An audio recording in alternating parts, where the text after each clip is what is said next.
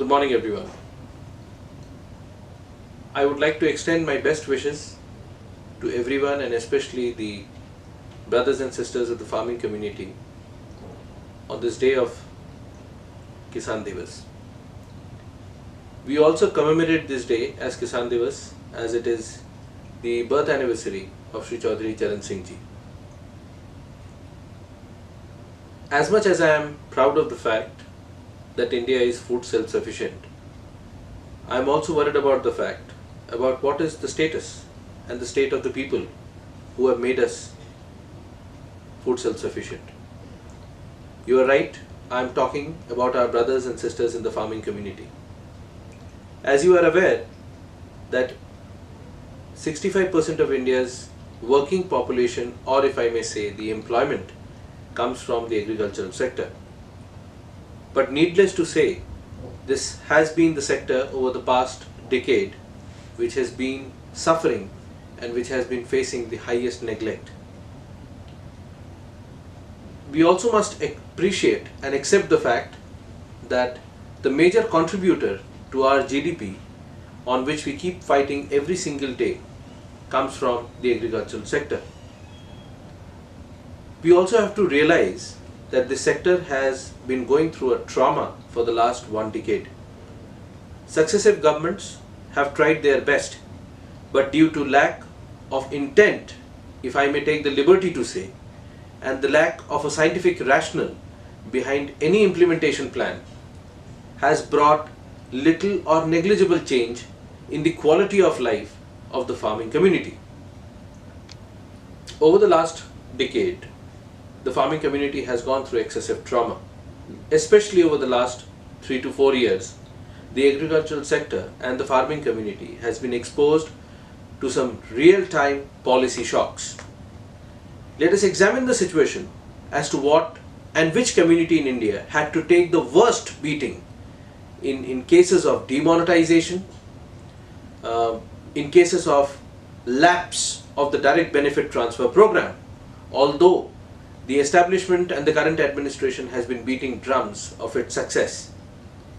We have to accept the fact that the journey of the farmer from the farming lands to the roads of the state capitals in the form of marches has not been a very happy one. Neither does it indicate a happy growth or a fulfilling growth for the agricultural community. As we speak today, we have to be in sync with reality that on an average, we are losing farmers in the hands of suicide on an average of 40 every day. If we go back to our roots, then we would realize that times immemorial, Indian cultural evolution has placed the people who have given us food as Annadatta. But what are we doing with them today? I would credit the farming community for their resilience, that they have taken all sorts of shocks, whether it was policy shock, whether it was climate shock, whether it was credit shock. They have absorbed all this and they are still firm in their commitment to keep India food self-sufficient. I would also like to take this opportunity to stand by the side of my farming brothers and sisters. We have to realize that it's one thing to sit in the studios and to speak for them on this issue, but it is a completely different ballgame for them to stand exposed to vulnerable situations of climate, credit and policy every single day on their farmlands. As far as the establishment and the policy is concerned, I am completely in alignment with the fact that loan waivers are not long-term solutions, and I think every establishment would also align with me on that thought.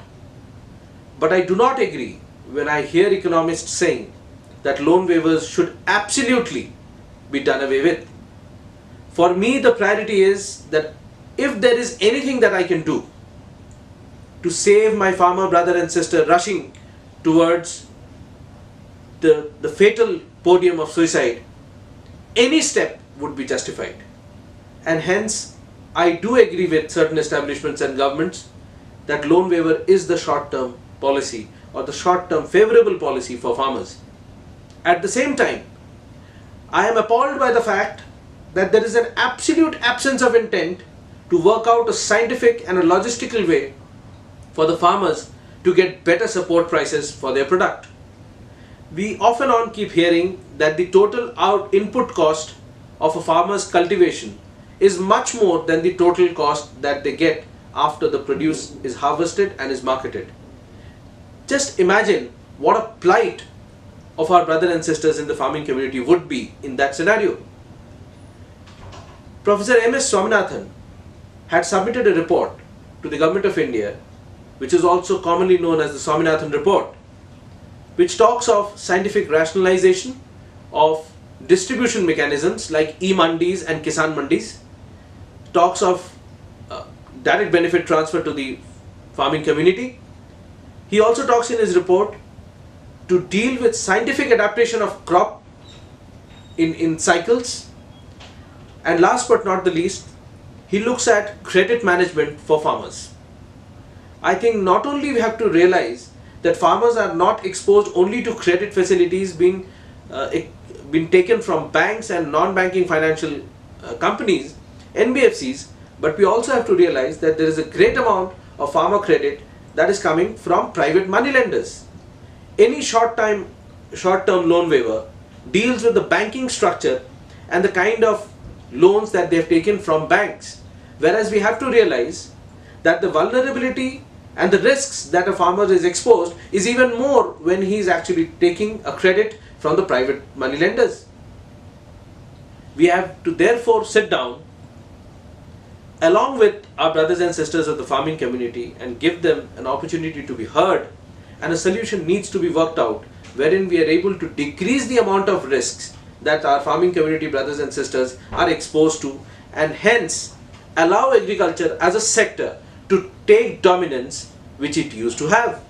Rather than trying to make the farming community skilled for a lower grade industrial revolution, let us enable and empower our farmers that they can set a different benchmark across the world. I am pretty confident, given the circumstances and given an environment conducive enough for the farmers to put in their best, my brothers and sisters in the farming community will leave no stone unturned to make India shine high and bright in the farming community across the world. I would again like to take this opportunity to extend my best wishes to each and every member involved in the farming community on this auspicious occasion of Kisan Diwas.